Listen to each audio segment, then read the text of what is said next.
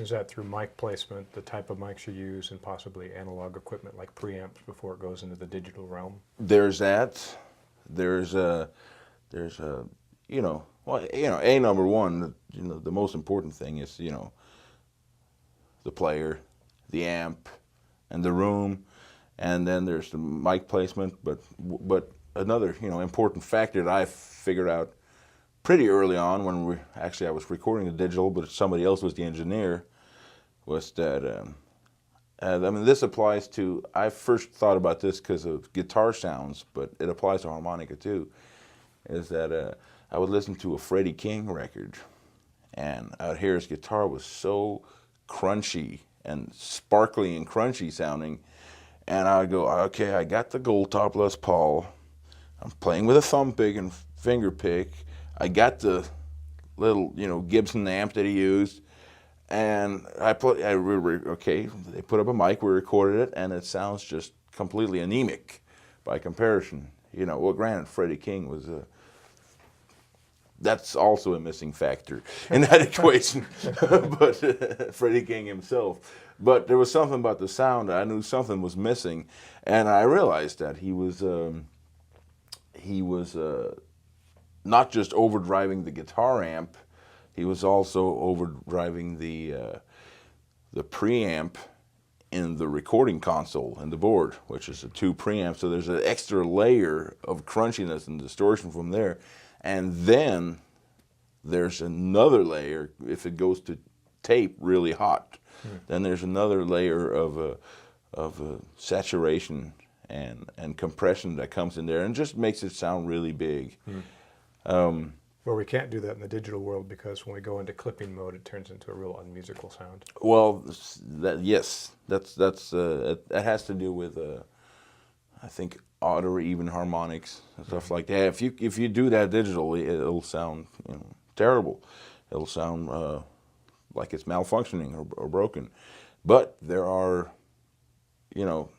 thankfully, there are people now who have, who are digital geniuses and make this stuff, and they figure out that this is something that people wanted. See, I think back in the day, they were trying to get everything to sound as clean as possible. Sure. For instance, when they put a new console at Abbey Road Studios where the Beatles recorded, with the first album was Abbey Road, which is the first one with the new and improved solid state console, and they hated it, because tubes just, as tubes sound great. They distort and everything's awesome. And if, solid state gear distorts, everything's horrible. But in the last 10 years, I think software developers have seen this need. And there are some very, very good, really good emulations of tape machines and analog recording equipment that you can actually use as a plug-in in Pro Tools. And I use that a lot. There's Universal Audio, which is actually right here in Scotts Valley. They make a model version of a Studer and an Ampex tape machine that they just sound really good. Even if you don't distort it, I put it on every track, and it just makes it more better. Nice. So that's one thing. Waves makes it. There's lots of plugins that emulate that. Then there's even hardware gear you can get that emulates the tape machine, and I couldn't do what I do without it, really. But the other thing is, actually also Universal Audio makes really nice tube recording preamps. If you have a regular console, a Mac keyboard or stuff like most people record, but they're okay, clean sounding preamps. But unlike a tube amp, there's nothing extra to get by cranking it. It actually sounds horrid. But you can buy pretty good tube recording preamps from Universal Audio and companies like that. And that was when I got something's called the LA 610 that Universal Audio makes.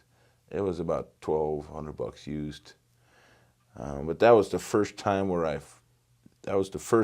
had a noticeable increase in the sound of my records, you know. And instead of just you know, like you have your little M box there, you know, the preamps that are in that, they're okay, you know, they're okay. But if you get a good tube preamp, it's a huge difference, especially when you give it a little extra juice.